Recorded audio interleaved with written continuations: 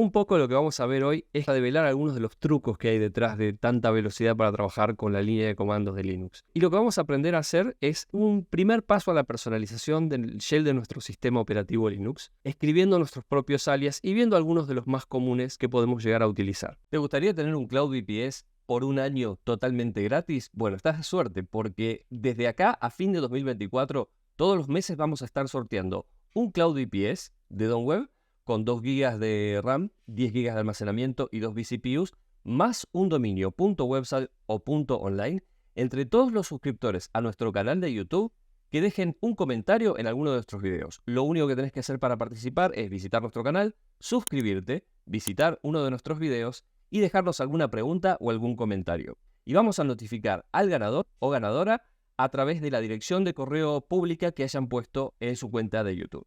Mucha suerte.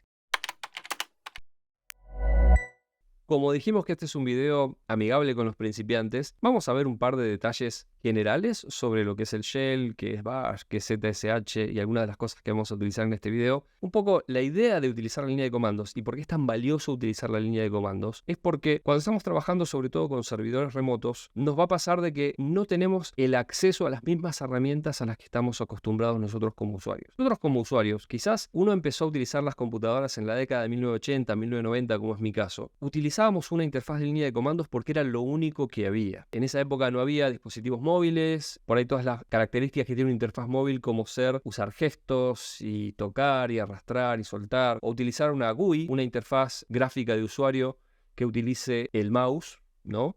Con un puntero. Por ahí para nosotros son cosas que las tenemos súper incorporadas, porque quizás nuestras primeras interacciones con una computadora ya fueron con un teclado y un mouse, a través de una interfaz gráfica o a través de una interfaz web, o en el caso de cualquiera que haya nacido después del año 2000-2005, por ahí lo primero que nosotros utilizamos como computadora era un teléfono o una tablet de papá o de mamá.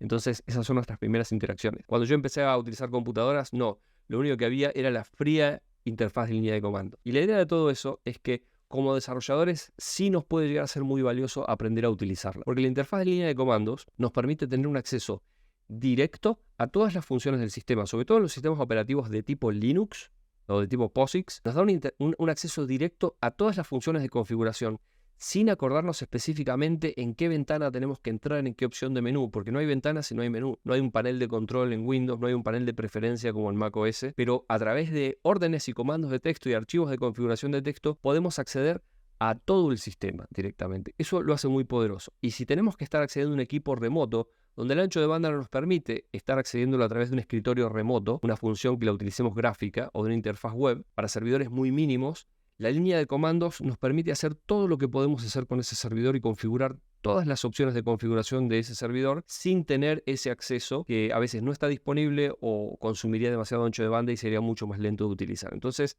aprender a utilizar la línea de comandos es muy, muy útil. Obviamente, si tenemos que instalar y desplegar servidores, obviamente. Pero también si somos desarrolladores es una habilidad súper, súper valiosa y que se aprende a través de la práctica. O sea, no hay una forma de que uno rápidamente por transferencia de pensamiento se aprenda las cosas. Estas cosas se aprenden usando. El concepto principal es que la interacción nuestra con la computadora se hace a través del sistema operativo, ¿no? Y el sistema operativo, nosotros como usuarios, interactuamos con él a través de alguna interfaz. Esa interfaz de vuelta puede ser una interfaz web, puede ser una interfaz móvil, puede ser una interfaz gráfica de apuntar y hacer clic con el mouse. Y en el caso de lo que vamos a utilizar hoy a través de esto es una interfaz especial que se llama CLI. CLI significa interfaz de línea de comandos o Command Line Interface. Esa interfaz de línea de comandos es como una especificación, es como un estándar que indica todas las formas que nosotros podemos interactuar con el sistema operativo escribiendo órdenes, que básicamente son palabras y opciones, ¿no? Eso tiene una sintaxis, es como si fuera un idioma que tiene ciertas palabras, sustantivos, verbos, opciones, y que van a generar resultados en el sistema. La idea es que sistemas operativos como Linux permiten acceder a la totalidad del sistema operativo a través de la interfaz de línea de comandos, sin tener acceso a herramientas gráficas. Esa interfaz de línea de comandos, en realidad, si nosotros nos metemos más en detalle, está formada por dos tipos de programas. El primero, que es el que vemos nosotros, es la terminal. La terminal es un programa que se llama en realidad emulador de terminal, que lo que hace es emular un sistema muy antiguo, uno de los primeros sistemas interactivos para utilizar una computadora, en los cuales tenemos un teclado y un monitor que se llama TTI, en el cual nosotros escribimos órdenes y a medida que las escribimos, esas órdenes hacen eco en la terminal y vemos los caracteres a medida que los escribimos. Cuando damos Enter, ese comando se envía al sistema operativo y el sistema operativo la respuesta generalmente la va a mostrar en la misma TTI, en la misma terminal gráfica o pantalla, que es donde los recibimos. Entonces, por un lado tenemos la terminal. ¿Qué terminal estamos utilizando? Yo, por ejemplo, en esta computadora que estoy utilizando una Mac, estoy utilizando una terminal disponible para Mac y para Linux que se llama Warp. Una terminal bastante nueva. Pero puede ser que uno esté utilizando Terminal, que es la terminal que viene con cualquier sistema operativo Linux. Console, que es la que viene con KDE, que es uno de los entornos gráficos para Linux. Puede ser que uno esté utilizando iTerm, que es una terminal bastante popular para sistemas operativos Mac. En Windows tenemos PowerShell o CMD, Command, que son dos terminales bastante utilizadas, o la Windows Terminal, que es más moderna, que vienen para Windows 10 y Windows 11 y Windows 7. Pero la terminal es eso, es un programa gráfico que generalmente se va a ejecutar en un entorno de ventanas, o también se puede ejecutar adentro de una interfaz web. Hay terminales que funcionan como una página web. Uno entra en una página web y tiene ahí disponible para escribir comandos, y eso también es una terminal. Y esa terminal lo único que hace es recibir nuestros comandos y mostrarnos el resultado. Básicamente es como algo bobo. Es simplemente una interfaz con un teclado y una pantalla. Pero lo que verdaderamente hace el trabajo, y es lo que vamos a ver ahora con lo que vamos a trabajar definiendo alias para el shell, es el shell. El shell es un programa más complejo, que no es gráfico, pero que es un intérprete de comandos. Lo que hace el shell es, recibe los comandos que nosotros tipeamos a través de la terminal, los parsea, o sea, los evalúa. Si son ejecutables, los pasa al sistema operativo. El sistema operativo va a generar respuestas y esas respuestas el shell se las redirige a la terminal para que los muestre por la pantalla. Sea cual sea la terminal. Puede ser una terminal web, puede ser una terminal como Word, que es la que estoy utilizando yo en esta computadora, que es esta que tengo acá abierta, o puede ser terminal. Yo voy a abrir terminal, que es la terminal estándar que viene para macOS, que es esta que tengo acá. O puede ser iTerm, yo creo que tengo iTerm por acá. Esta es otra terminal de vuelta, son terminales. Y estas tres terminales que tengo, Warp, iTerm, Terminal, me permiten acceder al shell que yo tengo en este momento, que en este caso, les voy a mostrar en un momento cómo podemos ver qué shell es el que estamos utilizando en este caso. Yo acá estoy utilizando ZSH y cuando me conecto a un servidor Ubuntu, generalmente el shell que tenemos es Bash. Son dos de los shells más conocidos para sistemas Linux. O sistemas POSIX, o sea, sistemas compatibles con Linux. Y eso es más o menos lo que es esto. Nosotros lo que vamos a hacer ahora es vamos a trabajar, obviamente desde una terminal, pero vamos a estar trabajando personalizando el shell. Le vamos a modificar algunos comandos, le vamos a agregar comandos personalizados, o atajos o resúmenes de comandos extensos que se llaman alias. Y lo vamos a hacer directamente acá desde el shell. Quiero mostrar una cosa más, que es esta. Voy a agarrar todo esto, voy a aparcar y lo voy a mover. Los shells más utilizados hoy en día son estos dos, Bash y ZSH. Son shells relativamente recientes para Linux. Bash fue creado en 1989 y ZSH fue creado en 1990. Parece un chiste que diga que esto es relativamente reciente. Lo que pasa es que estos shells han ido evolucionando con el tiempo. Fíjense que son sistemas que tienen muchísimos años funcionando. O sea, ZSH tiene 34 años de creado. Fue creado en 1990, tiene 34 años. Y Bash tiene 35 años. O sea, si estos shells fueran personas, tienen hijos seguramente. Que se casaron y se divorciaron por lo menos una vez. Entonces, tienen sus años, ¿no?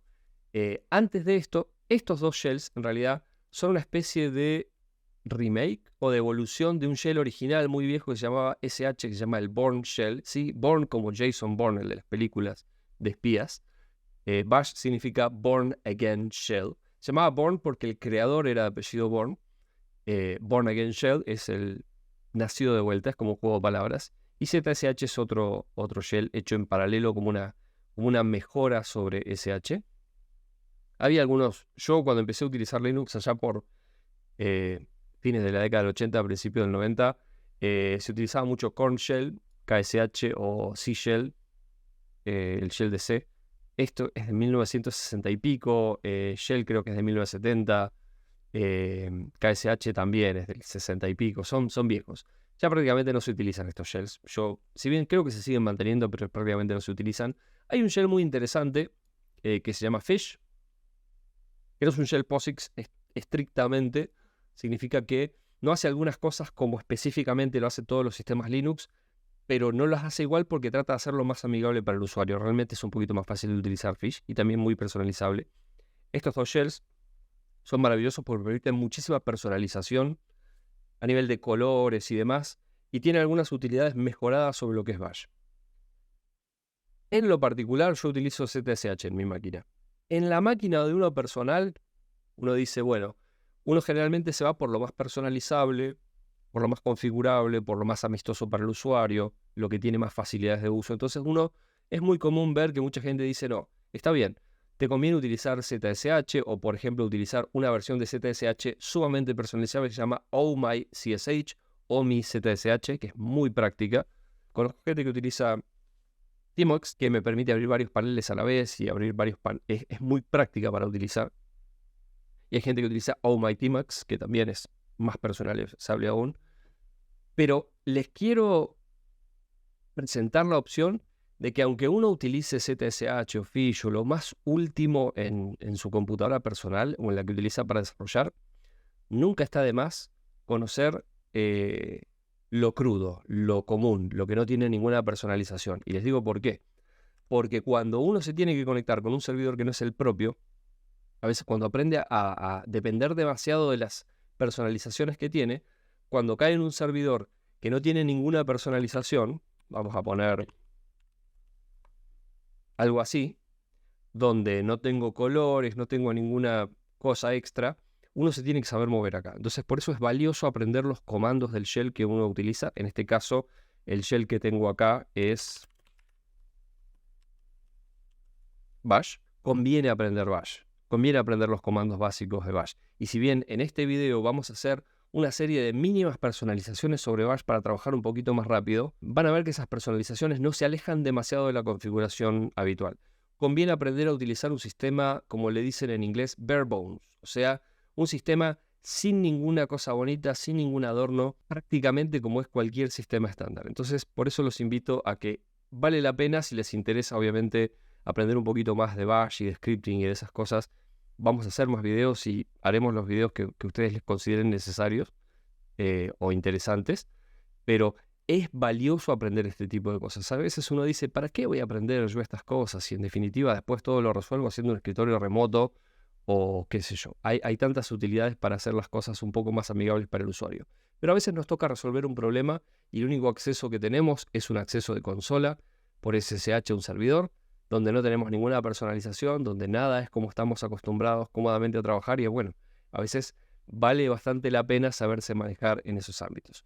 Un poco ese es el sentido de estos videos que estamos haciendo ahora y de la mínima personalización y configuración que vamos a hacer ahora para que más o menos sepamos qué cosas tenemos que tocar si queremos hacernos un poco más cómodo o más fácil el trabajo desde un shell bash, así como viene de serie en un sistema Ubuntu Linux recién instalado. Así que bueno, vamos a darle manos a la obra.